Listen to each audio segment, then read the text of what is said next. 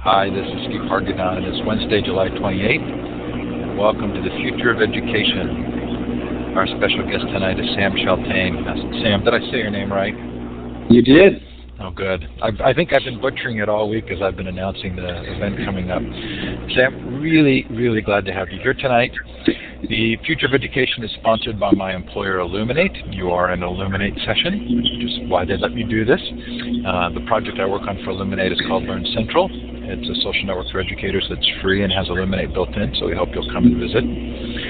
We have announced our Global Education Conference in November 15th to 19th. 5 days, multiple time zones, multiple languages, multiple tracks, and free. We hope you'll come join us for that. Coming up on the Future of Education tomorrow, and Sam, I'm getting some noise from your mic, so I'm going to turn you off for just a second, and then I'll have you turn yourself back on when you're back on. Tomorrow night, Peggy Sheehy and Lucas Gillespie on World of Warcraft, Learning with Teens. And next week, Milton Chen on his book Education Nation, Charles Fidel the week after on Neuroscience of Learning. David Wood. Most of you are not going to know David Wood, but he wrote a book called Getting Paid for Who You Are that I think has pretty significant implications for kind of individualized learning and student personal branding, and it should be interesting to have a conversation with him. Carol Dweck on mindset, pushing fires in the mind, the BYU Idaho learning model coming up toward the end of August from Anya Kamenetz's book DIYU, which should be a lot of fun, and much more, so we hope you'll join us for those. If you've missed the session, you do know that the recordings are up at futureeducation.com, including last night's great session with Lawrence Peters on global education, Jim Bach on self-education and passion, and many more. If this is your first time at Illuminate, it is a participative environment. Sam, I'm going to turn your mic off again because there's just a lot of noise, but we'll have you come back on in a second. We do want to encourage you to participate. There are emoticons at the bottom of the participant window. You can do a smiley face or a clapping hand. When you leave a message in the chat, you can leave a message to another individual. You'll notice through the drop-down box, but do be aware that Sam and I both see those as moderators. We're going to give you a chance now to participate by letting us know where you're listening from. Look at the map. To the left of the map, you'll see a laser pointer, a wand with a red star at the end. If you click on that and click on the map, we'll know where you're listening from. And you can shout it out in the chat if you'd like.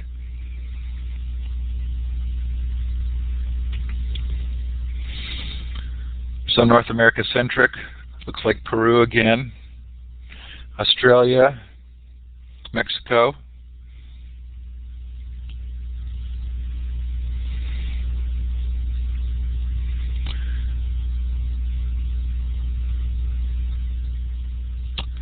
so glad to have all of you here on a summer night when many of you aren't in session, although in Peru my guess is that you are in school, in Australia as well.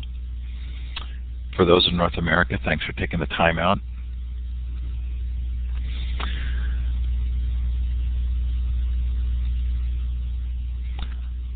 Okay, so Sam, I'm going to tell you a short story. I read your book on a couple of flights, and I was at the end of about 8 weeks of travel. I was enormously fatigued, and I couldn't stop taking notes. And I would take, these impassionate notes for 15 or 20 minutes, and then I would nap. And then I would take these notes for 15 or 20 minutes, and then I would nap. And it went that way the whole day. And I'm not sure if it was the fatigue or the just sort of brilliance with which ideas were coming to me from the book that were causing the fatigue. But it was a very interesting experience. And I've since reflected a lot on the book. It just won't leave me. So I need you to turn your mic back on. We can hear you. There you go. All right. So have other people responded the same way? Have I made other people fall asleep? You know what I mean. I'm just kidding. Are you getting the kind of response you'd hope to the book? Yeah, it's an interesting question. I feel like when you birth a book like this, in a way, your gift is just having it out there. So I wouldn't say that I had a lot of preconceived notions about what people should do with it, except obviously wanting them to find it useful and ways that maybe would connect them to new ideas and ways of seeing this work. But I haven't necessarily been overly eager to get really positive praise, or I've said to folks like, whatever your feedback is, whether it's good, bad, or ugly, I'm just curious to hear, because a book always represents a fixed moment in time, and so by nature it's always imperfect. But if there are any ways in which it's been useful to people, then I consider the project a success. Well, it's been profoundly useful to me, and I'll give you some feedback that may be interesting to you. The book to me was divided really into two parts: the foreword, the introduction, the prologue, and then the culture building. And for me, not being in a school culture, it was the shortest portion of the book, the foreword, the introduction, the prologue, that really captivated me. Whereas the longer part of the book for you, and I'm sure most of the work, was in the culture building. I'm not sure. Are you still there, by the way? I am still here. Okay, I just seemed to be a difference in the audio. I don't know that I can choose between them. The prologue was the one bit of the book that I wrote to be able to serve as a standalone piece, where somebody, if they didn't read anything else, could read the prologue and at least get a good sense of what to expect. I will say that my favorite type of writing is the type that I did in the epilogue and in part two, the stories of the schools. I think it was important to bring together all of the different theoretical ideas from the education, the business, and the scientific communities in part one. I mean, really what I was trying to do was create a bread trail for other people to see if there are some new connections that can be made. But really, going forward, the only type of writing that I want to do is writing that tries to capture the stories of people who are doing the work and struggling and succeeding, and telling that story in a way that will hopefully let other people develop a fuller sense of what they need to do. Okay, so I'm going to quote from, and I think you do a really good job in your blog, by the way, and we put the link up there to Sam's webpage at the bottom, and that's a hot link. You can link to it, and I think I can actually put it back in the chat there. I think you do a really good job with the blog. I went to the Five Freedoms Project page, and there was an interview with you there, and I'm going to read a couple of quotes, and these to me are very much at the heart of the value of the book, and so well, let me go ahead and read them. You say about democracy in schools, and I can hear you typing there, Sam, so I'm going to turn your mic off and just have you turn it back on when you respond. You say, it means teachers stop being authoritarian while remaining authoritative. It means school climates become less controlling but more orderly. And it results in students who start to acquire not just book knowledge about democracy, but also a set of civic skills. Shared decision-making, critical reasoning, effective advocacy, etc. These are essential for today's world. School leaders everywhere, even in this era of high-stakes testing, must be encouraged and given the necessary public support to become true laboratories of democracy. I'm wondering how pervasive that viewpoint is, because my guess is that it's not pervasive. Do you have a sense that there's still a pretty big uphill climb there? Very much. I would say I've been lucky in that since leaving the classroom about a decade ago, I've had the privilege of working with schools all across the country, K-12, public charter, private, and I've worked with some schools that were not even close to imagining an environment like this, and I've worked with a lot of schools that really aspired to create democratic learning communities, and what I've discovered is that it's very hard to do this work well. I see actually that one of the people on the call is Kim Carter, who's founder of the best school that I've ever seen or had the privilege of working with in New Hampshire. And it was really from Kim that I started to see how difficult this work really is and how delicate the balance is between individual freedom and group structure. And that it's getting that balance right that makes or breaks the success of the school culture. And I don't know if anybody can hear it, but my dog is crying, trying to get a toy. So I'm now going to try to multitask and get his bone so he'll shut up. We couldn't hear it, but it's a reasonable thing to do. Yeah. Okay, so let me tell you my response to that. I read that, and that was what captivated me. And on my little notebook on the plane, I drew 3 columns. And I drew, on the left-hand column was complete freedom, on the right-hand column was complete control, and in the middle was, representative democracy, free market economy, family councils. And it seems to me that the bigger story is that there's this tension between freedom and control, and that it's in that middle zone where we really see the magnification of human potential. Is that a fair construct given the message in your book? Very much so. Actually, my next book, which is coming out at the end of this year, is titled "We Must Not Be Afraid to Be Free." And it's actually not an education book. It's a book about the history of the First Amendment in this country, and it tells the story of our evolving understanding of freedom through the career of Hugo Black. And so "We must not be afraid to be free" is a line from one of his Supreme Court opinions. And very briefly, not to get too into it, but Black was a former Ku Klux Klan member appointed by FDR, became the greatest champion of First Amendment freedoms perhaps in the history of the court. But then at the end of his life, and the end of his term, which coincided with the 60s, he retreated, in part, I think, because of the fear that he had about the chaos that he saw in the streets. In a way, I think Black's own life trajectory gets at what you're talking about. It's hard to create an environment that's trusting and well-structured enough to really allow people to the fullest extent possible to experiment with their own freedom and do so in a way that doesn't impinge upon the rights of others and actually maybe even, as you said, unleashes human potential.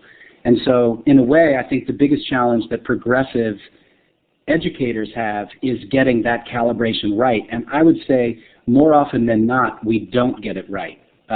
We maybe err on the side of too much freedom and abdicate our responsibility to be authoritative adults that help facilitate student learning and help them discover the power and uniqueness of their own voice, rather than just hand over the keys to the kingdom and maybe give them a lot of freedom, but in a way that results in not that much learning taking place.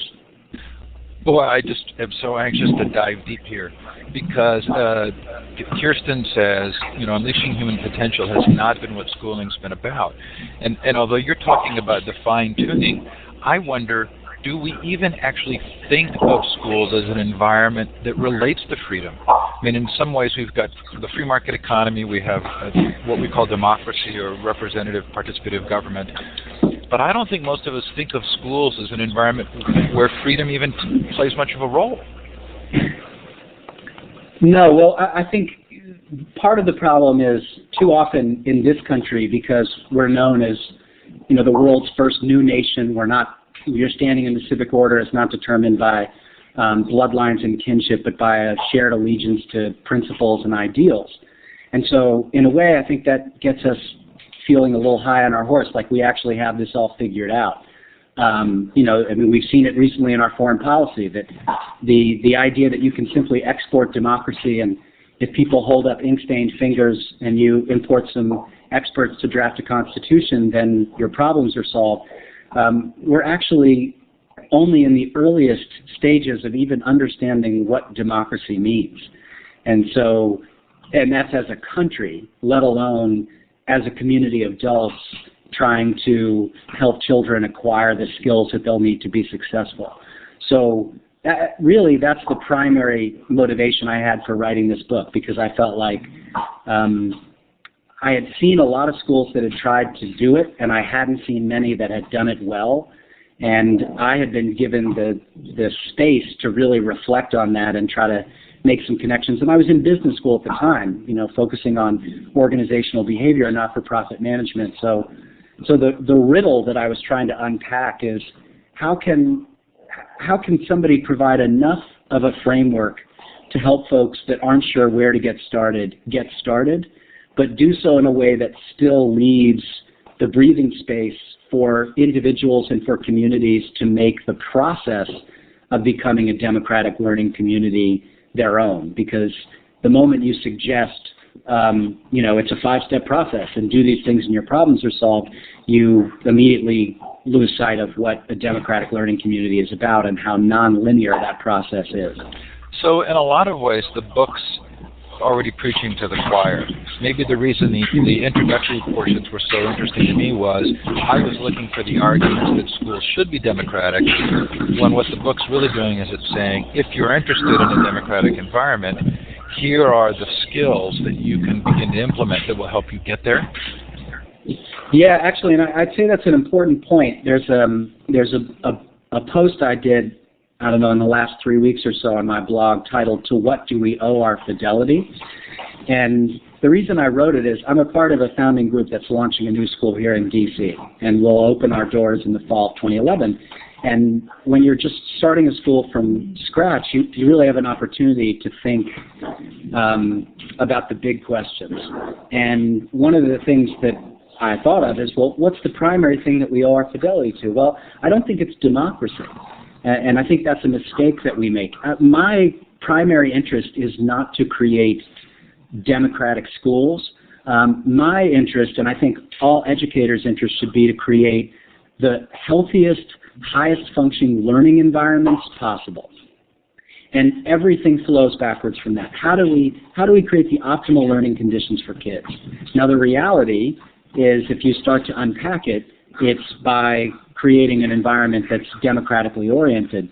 But I don't think you begin with democracy. I think that's the mistake that people make, because then your fidelity is to processes and governance, not to learning. Whereas if your fidelity is to learning, then you're inevitably going to explore, well, what are the governance processes that we need to put in place that will best empower that? But I think the order is very important. Okay, so I'm going to push back, and let me do so briefly and see how you respond. I interviewed John Taylor Gatto a couple of months ago, and I was really struck by the degree to which his story about education, which was way extreme 20 years ago, is now much more mainstream. The idea that factory model schooling doesn't serve most students. But it seems to me that we need a story. We need some sense of, we need something that makes sense of our lives. And I'm not convinced that if you said to people, we need to create an environment that's most conducive to learning or create opportunities for learning for students, that there would be agreement that that is actually lead you to a democratic environment.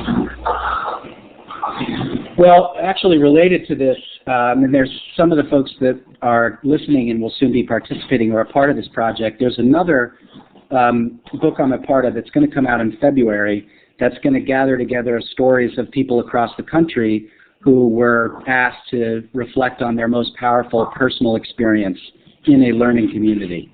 The reason I bring it up is, first of all, the stories are really powerful, and I think it's going to be a book that folks find both inspiring and illustrative.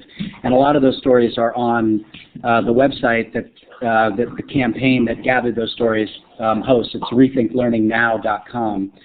But the reason we did it is we were trying to surface, okay, across hundreds of different human experiences that may or may not have occurred in school. So third grade, church group, outward bound.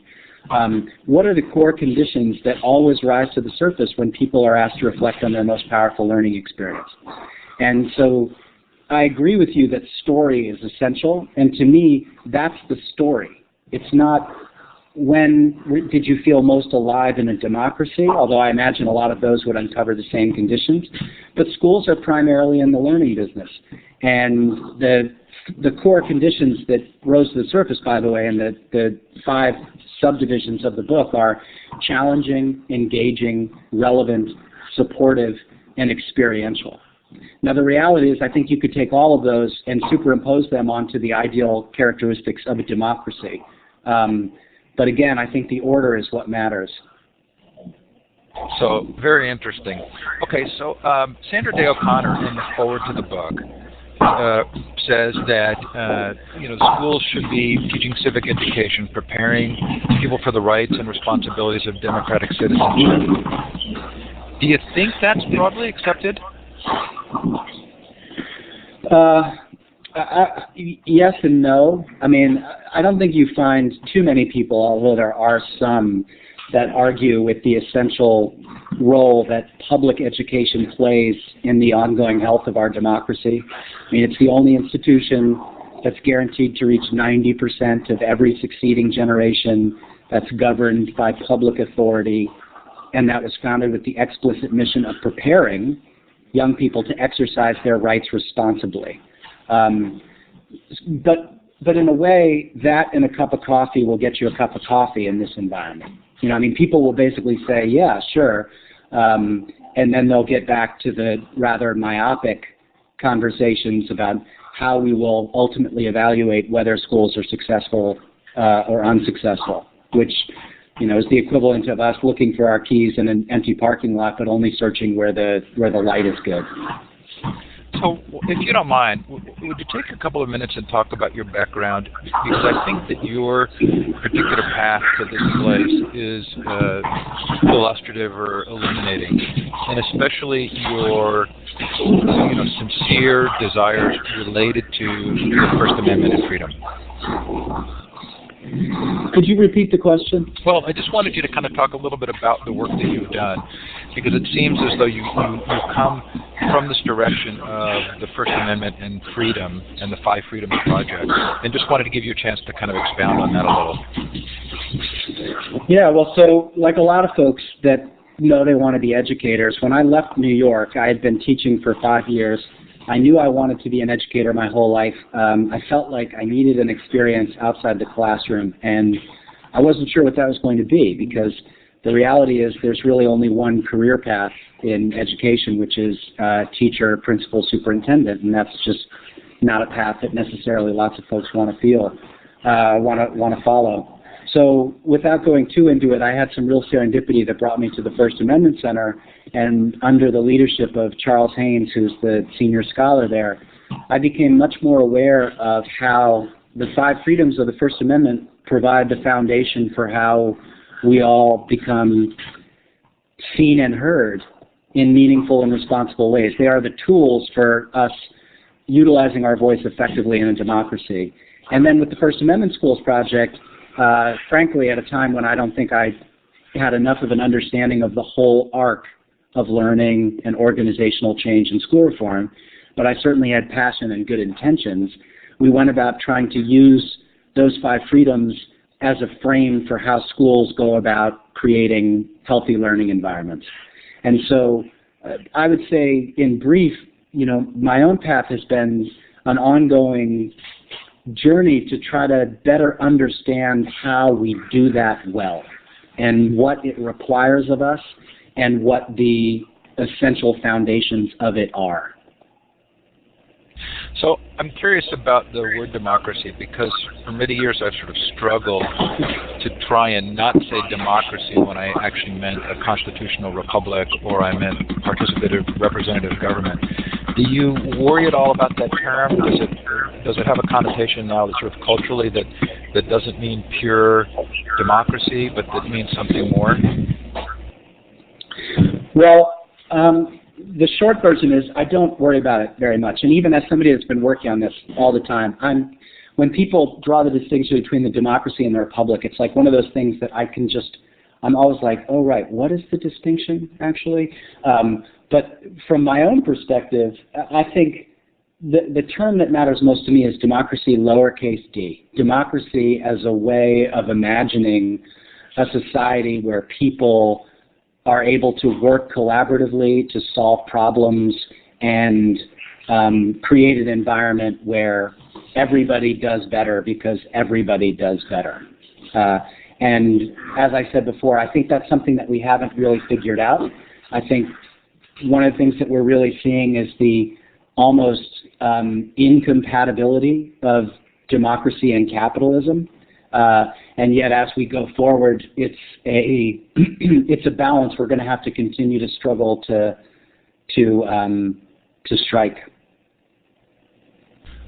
Okay, so you then talk in the introduction about. Actually, I'm going to pull my notes here. So. Actually, it's in the prologue, and you talk about if there was one thing that you could have our public schools achieve, it would be to help all young people acquire the skills and self-confidence they need to be visible in the world. So it seems like that's, for me, kind of intimately tied now with the participative technologies of the web. Do those stories combine for you?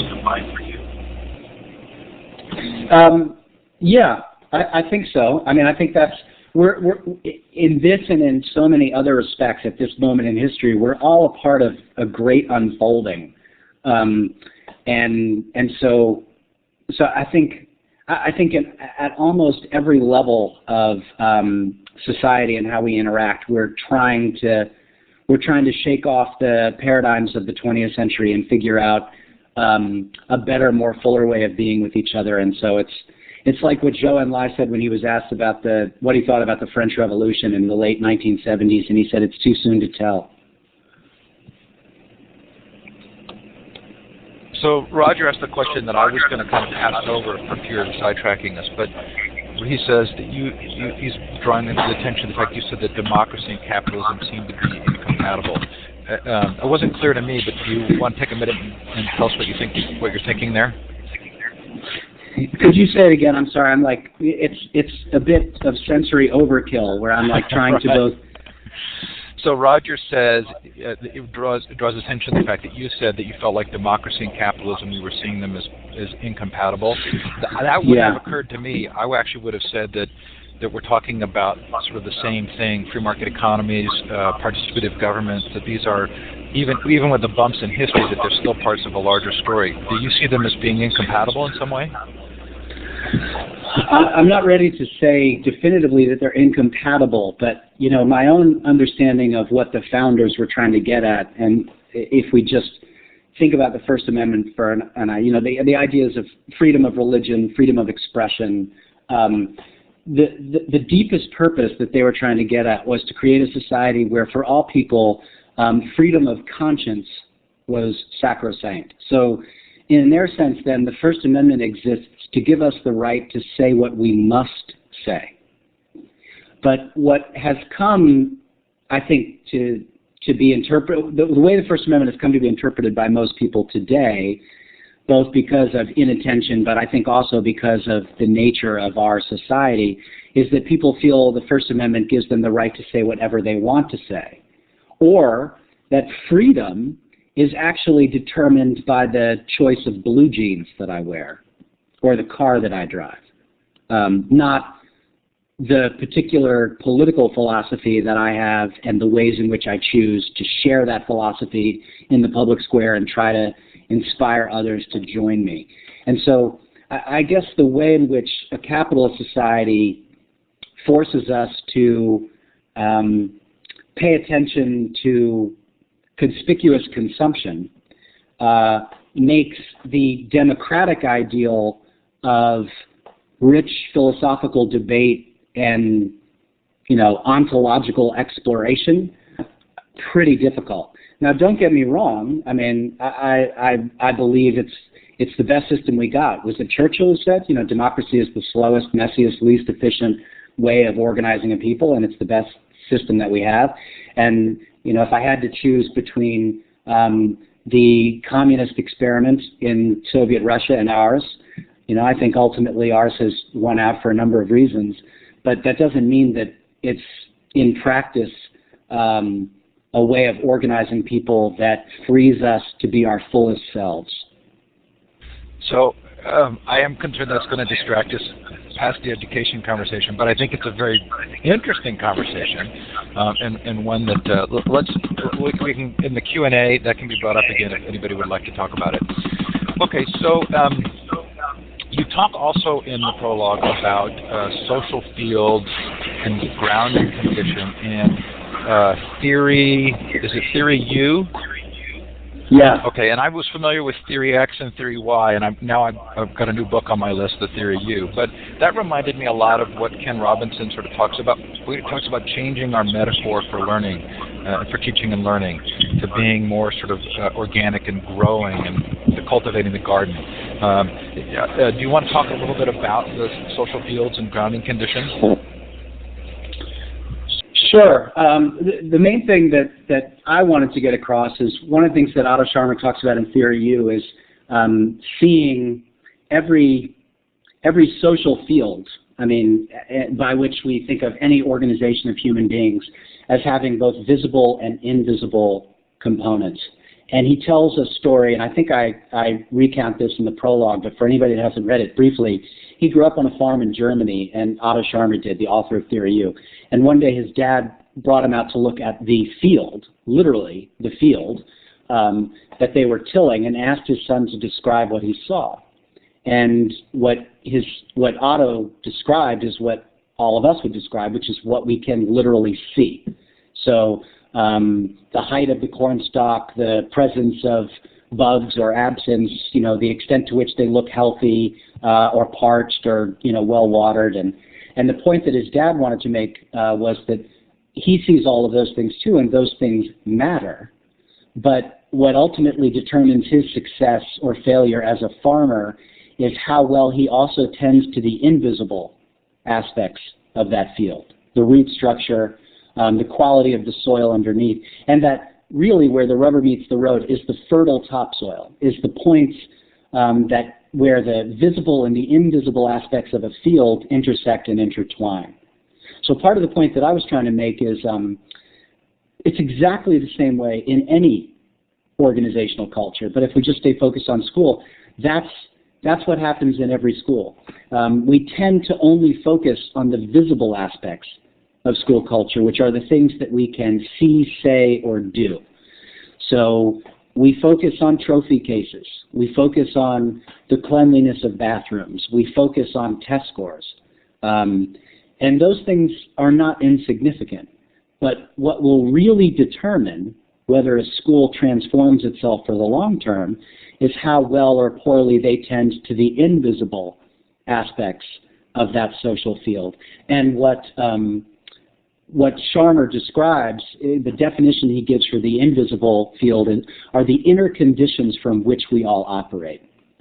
So people's own hopes and fears, the sense of trust or lack thereof, the things that we have informally agreed never to discuss.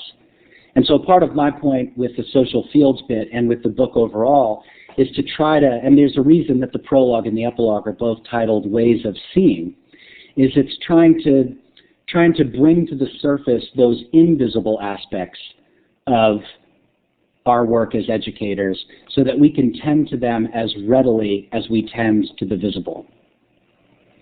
Okay, so I do want us to shift over to Q&A, but we've obviously, by virtue of my interest, have ignored the greater part of the book, which are the 5 skills.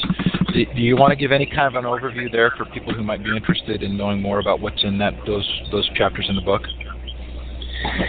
Sure. Well, the Cliff Notes version, because I'm also eager to hear your questions and open up this conversation. But not surprising, the first and most fundamental skill of a really healthy democratic learning environment is self-reflection and metacognition and developing a deeper understanding of ourselves as individuals, of our strengths, of our weaknesses, of our learning styles, of our leadership styles, of where we thrive and where we struggle. And then everything flows from that. I also talk about developing the skill of collaboration, because I think a lot of times people think that all you have to do is ask people, well, what do you think we should do? And they're creating a collaborative learning environment. But really it's a deeper skill. I describe it as providing a partially painted canvas that other folks can come and help you complete. One of the responsibilities of leadership is not to simply provide a completed painting that represents your ideas and try to get everybody else to buy into it. That's just as bad to offer a completely blank canvas and say, okay, what should we do? And that's, I think, where a lot of schools go wrong. So it's only when a leader strategically thinks through which aspects of this painting, which is meant to represent the work that we do as a community to create a healthy learning environment, which aspects of this painting do I need to complete ahead of time to provide enough structure so that the work can be really productive? And then what are the best ways that I can create conditions that will allow the rest of the community to co-complete the painting so that it is genuinely the shared property of everybody. And not for nothing, but those of you that can see the cover of the book and the fact that it's a pretty colorful painting, at the beginning of each chapter, there's a picture that maps a collaborative art project in which literally the cover art that you see, and this is unrelated to my book, it's just a friend of mine that happens to be an artist who does this. The cover of this book was painted by hundreds of people in the same community. And so if you can learn more about that project in the book, there's a page at the beginning that talks about the images and the way in which they were created. Okay, anything more on those, the grounding conditions or the culture? Yeah, I guess I will say briefly, a lot has to do with understanding the change process and how individuals and organizations experience transformational change. And then the last one is probably worth highlighting before we go to questions. I say it's let come. And what I mean by that is that we have to both understand what old habits and ways of seeing we must let go of in order for new habits and ways of seeing to come naturally and with urgent patience into being. That part of the essential task here is to realize that transforming an organizational culture is not something that happens quickly. And yet, as a leader, we have to maintain both the distant vision and the up-close focus. So the idea of let come is the idea of keeping an eye on where we're going and also tending to where we are and doing both with urgent patience. Okay, so this is really a fun discussion. We're going to open it up now. If you would like to take the microphone to ask a question, raise your hand. Use the hand with the green up arrow icon, and we'll give you the mic. If you haven't been in Illuminate before or tested your microphone, go up to Tools, Audio, run the audio setup wizard just to make sure your mic is working. The other way to ask a question is to put it in the chat. And I'm going to check now and see if there are any questions that I'm asked. Please feel free to raise your hand or put a question in the chat, and I'm going to look back and see if there's anything in the immediate past that we could answer or have Sam answer.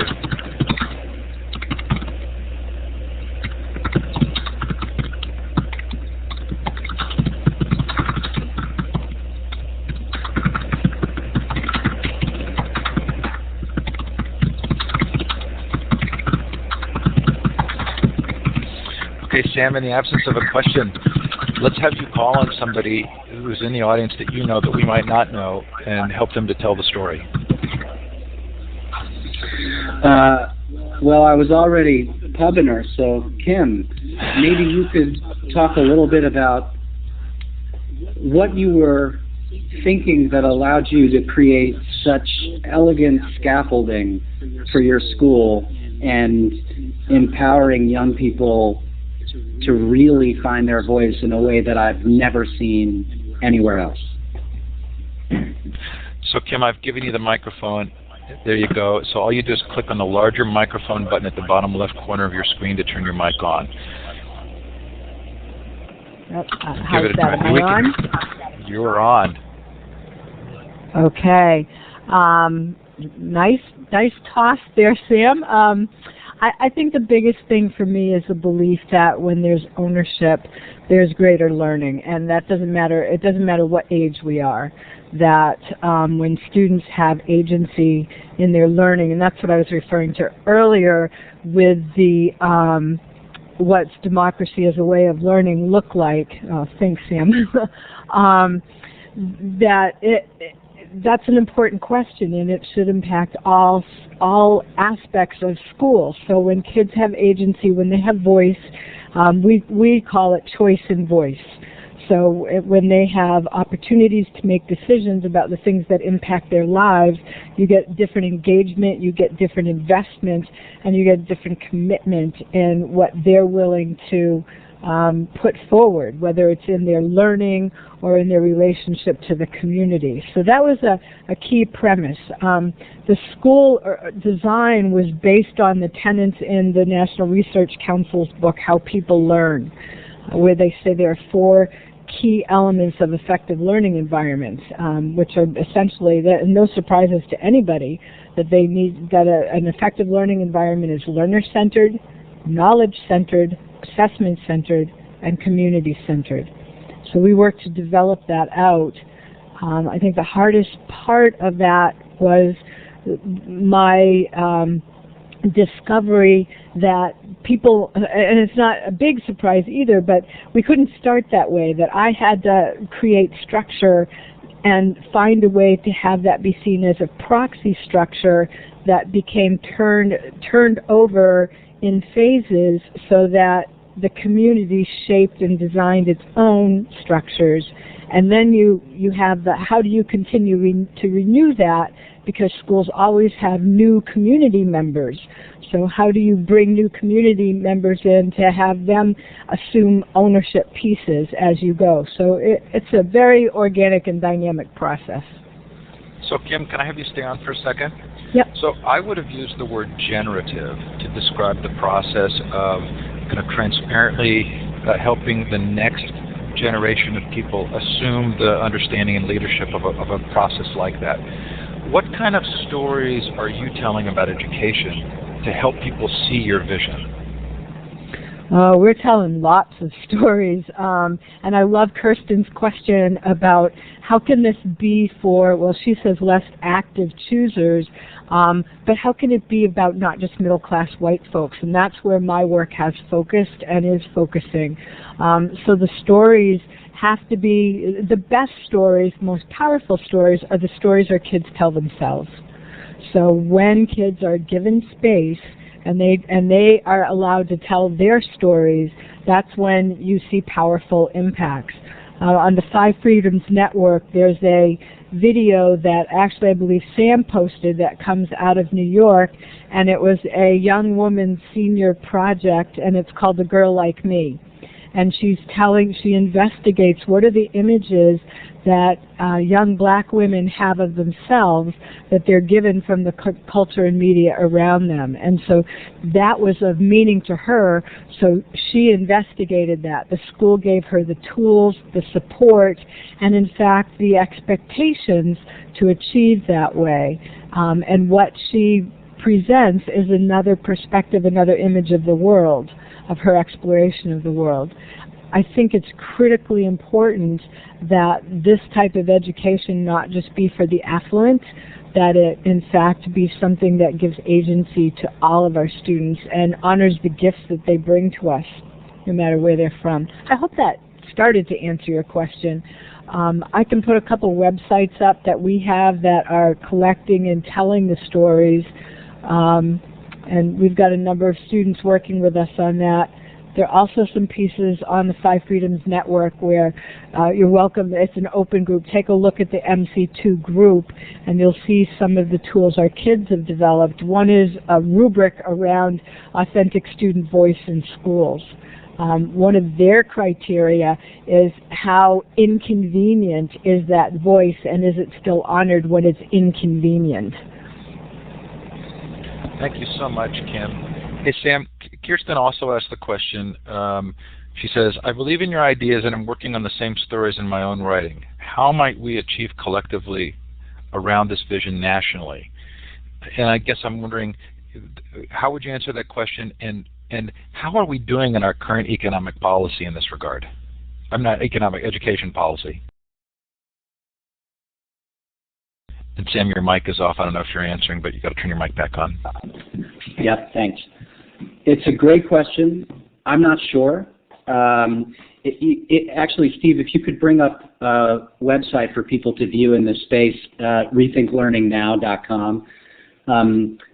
I think to some degree, part of what needs to happen before all of our individual efforts can be stitched together is we have to provide a partially painted canvas that helps amplify individual voices and stories and connects them to each other in a way that has both grass tops and grassroots components.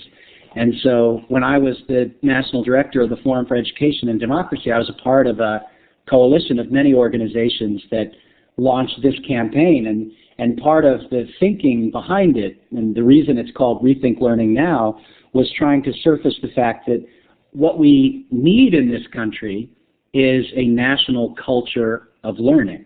What we have is a national culture of testing. But it won't do any good to just tell people that. We have to get them to see the discrepancy for themselves. And so this is where the Individual Story campaign went. We hosted a series of Capitol Hill briefings in D.C. that also had some policy recommendations. We sponsored up to 14 different regional meetings. And I would say overall we have not been very successful. And part of what I'm trying to figure out right now is why.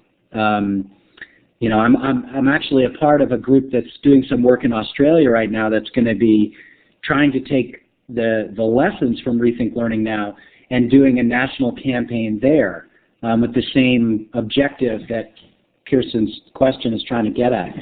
But, I mean, so I guess the shortest way of answering it is I'm not sure, and that's the question that's most driving me personally, and that I'm most eager to start to get a fuller answer to. And I've forgotten what the second question is. Well, the second question was our current education policy. Yeah, my most recent blog is about this. So the short version, and then I'd love to hear what other people say. They have some things right in the broadest sense, and the way that they're going about these things is, in my opinion, wrong in almost every sense. So, as one example, but I do write about it in greater detail on my blog. The idea of focusing on teacher quality and teacher and principal evaluations, great idea. I mean, who would disagree that right now teacher and principal evaluations are pretty worthless?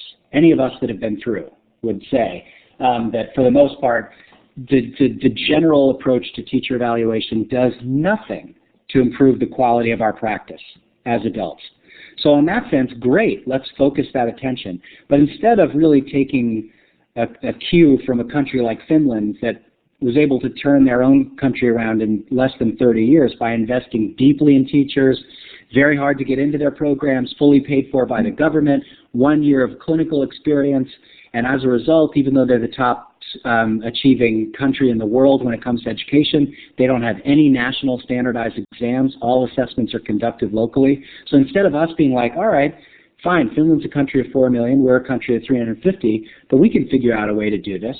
We're focusing on new systems where teachers' assessments are determined by up to 50% based on student test scores. And there was a piece I retweeted today where somebody was looking at, here in D.C., the new teacher evaluation system that has a faulty way of determining whether or not schools are effective. And based on this person's analysis, means that of those 240 teachers that were just fired, as many as 70 were fired wrongfully because the formula was messed up. So to me, that's very indicative. It's like, what are we doing? I don't know what others think. So I'm going to push back again on this one a little because I'm curious. Tony Wagner came on the show a few months back, and he talked about going to local school districts and sort of spending a week building an education plan locally, and how stunningly similar those education plans were, but they were all sort of local efforts where people got together and actually participated in the same way that we talk about students and teachers being engaged when they participate. You know, when the parents, the administrators, the teachers, the students all got together, they created educational plans that were often really, really close to each other. So why is it we're so afraid to have the message be, this needs to be more local? Well, personally, you're obviously not talking about me. You're talking about the larger Correct. Atmosphere in the country. It goes back to the line from the Hugo Black opinion. It's the title of my next book. We must not be afraid to be free. We are afraid to be free. The reality is human beings do not behave like machines. We cannot be expected to follow a simple, predictable, linear path, and yet there's almost the irresistible urge to impose that sort of desired simplicity and predictability on the body politic. And so, I mean, I have a real issue with folks that demonize the people they disagree with in the ed space. I may disagree with what Arne Duncan is doing. I believe that he's doing what he believes is in the best interests of kids. The problem is, I think he's trying to impose a predictability and order from up top because folks are afraid of what happens if you really empower people locally. Although I should also add, local control hasn't worked that well for us either. But again, the lesson in Finland didn't just start by saying, okay, we're going to now do all local assessments. It was only after investing deeply in the skills of all of those teachers in those classrooms that they felt that they had created the conditions that would allow for a much more high quality form of local control. And so again, this is to me that striking the right balance between individual or local freedom and shared or national structure. Simple structures lead to complex thinking, complex structures lead to simple thinking. But there aren't enough people that I think recognize that and believe in the capacity of folks to make decisions that shape their own lives. So in those three columns I drew in my notebook, freedom, complete freedom, total control, and then something in the middle. In the control column, I wrote down sort of all of the things that controlling organizations tend to do. And it seems to me that one of the things that controlling organizations do is that they work really hard to perpetuate their control, and they often get the opposite result that they want. They invite the very result that they say that they're avoiding, thereby continuing to create the need for themselves. So is there, I guess I'm asking a question. I'm curious to see if you agree, but I'm not trying to find a conclusion here. But is there a degree to which, when you have centralized control of education, it's going to be really hard to wrest that control away from the people who are used to control?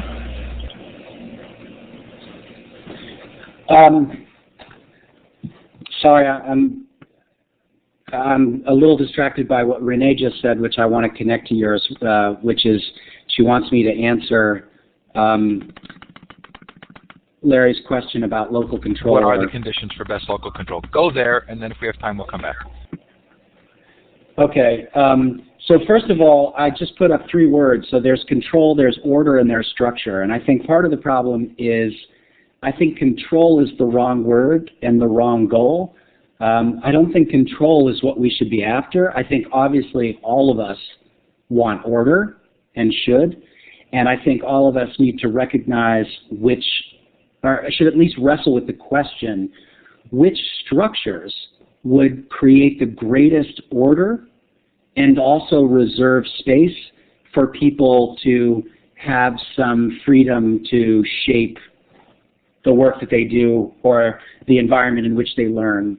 To me, the simplest way to describe the best recipe for local control is stop talking about control, start talking about order, and start asking which structures will best create order, and leave those structures as thin and clearly defined as possible.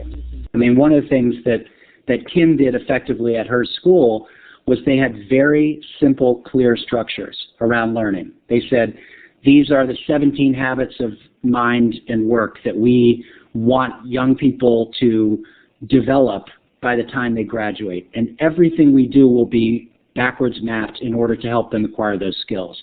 And we will have a few different learning opportunities. There'll be the curriculum and the classes that they take. There'll be professional internships.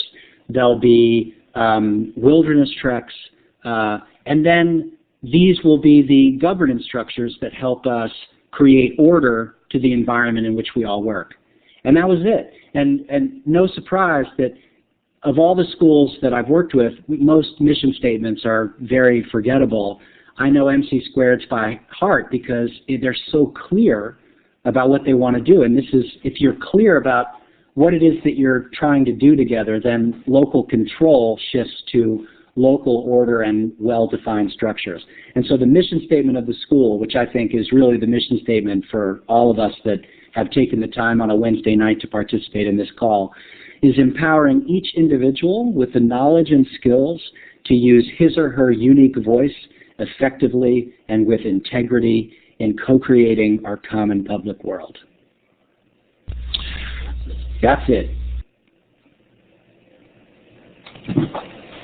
Okay, so I think what I watched a movie called The Corporation, and I don't know if anybody's seen it, but it's a Canadian film about, and it actually looks at the corporation from a psychological level. And I guess the point I was trying to make is, it feels like there's a psychological component here that, yeah, at least that's a great ending, so maybe we should end, but I'm going to ask with one quick question.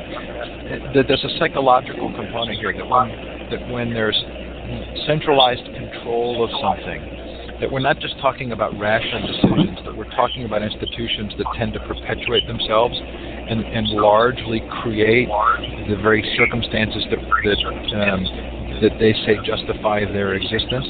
And is there a psychological component to our current system which is going to be very hard to overcome? Unquestionably. When I was in Australia earlier this year, I spent some time with a really remarkable journalist there who nobody here would have heard of, so I won't share his name, but he starred in like the equivalent of Australian 60 Minutes, and this is somebody that had covered war zones, had really seen the human condition in from a lot of different angles. And he was talking about modern society and describing it as the Matrix, referring to the movie. And the reason, all right, I see the Australian. Jeff, I'm now blanking on his last name, real kind of rugged-looking dude. He's in his 60s, wonderful, lovely man. I can't believe I'm blanking on his last name, but it's Jeff McMullen. That's exactly right. One of my heroes. And the reason he was comparing modern society to the Matrix is because he said, in the same way that the people in the Matrix are held captive by this larger system, which in that case is literally aliens that are harvesting us for energy, we are also held captive by systems that we cannot see, and that continue to, and this is what Ken Robinson talks about, that continue to inhibit our capacity and our human potential by mining our minds of their most precious materials and stripping them down to the bone in the same way we do for precious materials in the real world. And that what needs to happen is a deeper psychological paradigm shift that all of us have to go through individually and all of us have to help bring about collectively. And that's, again, that's why the prologue and the epilogue of this book are titled Ways of Seeing and of Being Seen. Okay, so we've got 2 minutes left. This has been really fun.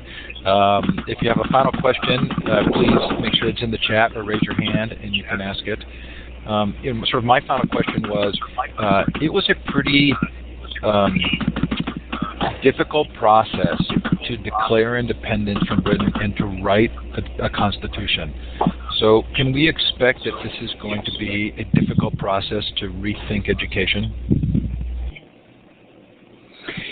Yeah, I go back to the Zhou Enlai quote. I mean, if we see really, well, I mean, actually, in a way, whether you agree or disagree with it, we're seeing some pretty major shifts right now.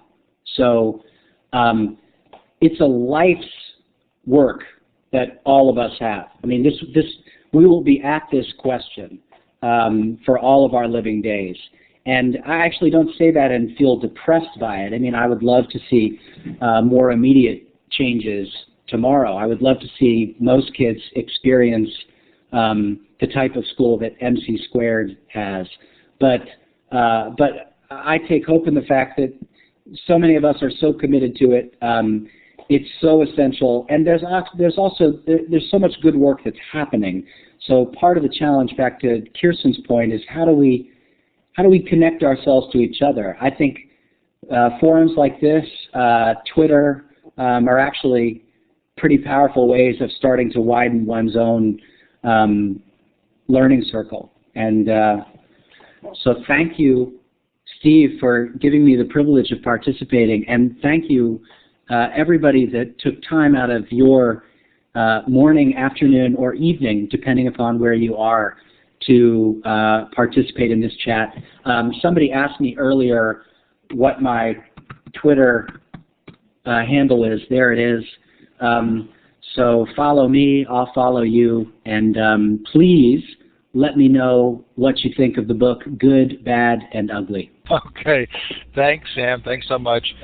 Tammy, if you want to put your question in the chat, at least leave it with Sam, or he can respond if you want. But we always like to finish as close to the top of the hour as we can to respect everyone's time. Sam, I'm clapping for you. Thanks for coming on. Thanks to Illuminate Learncentral for allowing me to do the show. Please consider coming to our future sessions tomorrow night. Peggy Sheehy and Lucas Gillespie on World of Warcraft and Learning with Teens. Well, what a lot of fun tonight. Sam, great book for me. Sort of a momentous experience reading it. Really appreciate that you've taken the time to come on and participate. Okay, thanks, Steve. Take it easy, everybody. Thanks, everybody. Have a great night. All right.